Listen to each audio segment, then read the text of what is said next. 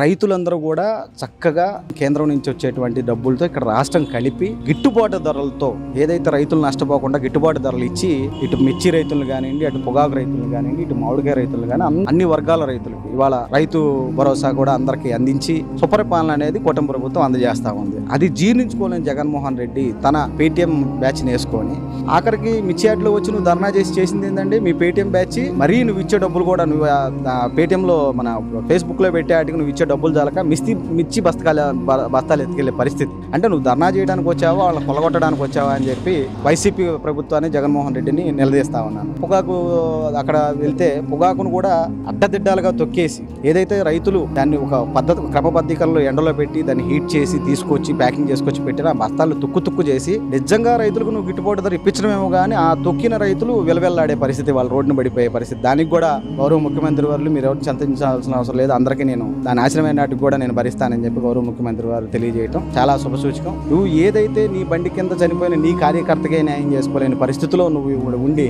ఇంకా రాష్ట్ర ప్రజలకు ఏమని అడుగుతావని చెప్పి నేను ప్రశ్నిస్తా ఉన్నాను. రైతులు నిజంగా అంత ఇబ్బంది ఉంటే ఆంధ్రప్రదేశ్లో చందంగా వాళ్ళు బయటకు వచ్చి మాకు గిట్టుబాటు కల్పించడానికి ధర్నాలు రాస్తారోకులు చేసే పరిస్థితి. ఆ రైతులందరూ కూడా గిట్టుబాటు ధర ఉంది కాబట్టి రైతులందరూ ప్రశాంతంగా ఉన్నారు. ఇచ్చి ధర్నా చేయనివ్వండి, పొగాకు ధర్నా చేయనివ్వండి, మామిడికాయల మీద ధర్నా చేయండి, ఎక్కడైనా రైతులు ఉన్నారా?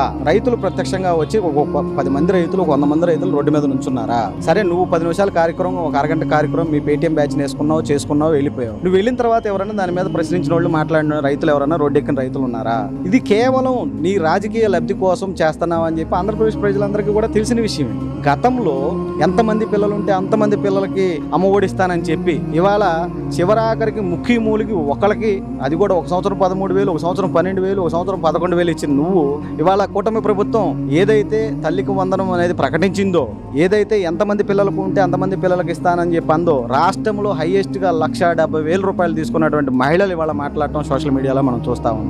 గతంలో సూపర్ 6లో భాగంగా ప్రకటించినటువంటి పెన్షన్ 3,000 పెన్షన్ని 4,000 చేస్తానన్నారు. గెలిచిన తర్వాత 3 నెలల్లో ఇప్పటి వరకు కూడా ప్రతి నెల 1వ తారీఖు రోజున పెన్షన్ల పండగ రాష్ట్రంలో ఇప్పటికీ జరుగుతూనే ఉంది. నువ్వు ఇద్దామనుకున్న 1,000 రూపాయలు 250 ముక్కి మూలిగి ఎలక్షన్కు 2 నెలలు 3 నెలల ముందు దాన్ని 3,000 చేసిన పరిస్థితి. ఇవాళ రాష్ట్ర ప్రజలందరూ కూడా మన రాష్ట్రం బాగుండాలంటే చంద్రబాబు నాయుడు గారు కానివ్వండి, పవన్ కళ్యాణ్ గారు కానివ్వండి, బీజేపీతో ఉన్నటువంటి కూటమి ప్రభుత్వం చక్కగా సుభిక్షమైన పరిపాలన అందిస్తూ ఉంది. రాష్ట్ర ప్రజలందరూ కూడా మాకు ముందల పథకాలు వచ్చినా రాకపోయినా పర్లేదు, మా రోడ్లు బాగున్నాయి, మాకు పనులు ఉన్నాయి, మా పిల్లలు చక్కగా చదువుకుంటున్నారు, ఇవన్నీ ఓర్చుకోలేక ఈ జగన్మోహన్ రెడ్డి నవనాటకాల్లో భాగంగా ఇన్ని నాటకాలు ఆడుతూ ఉన్నాడని చెప్పి నేను భావిస్తా ఉన్నాను.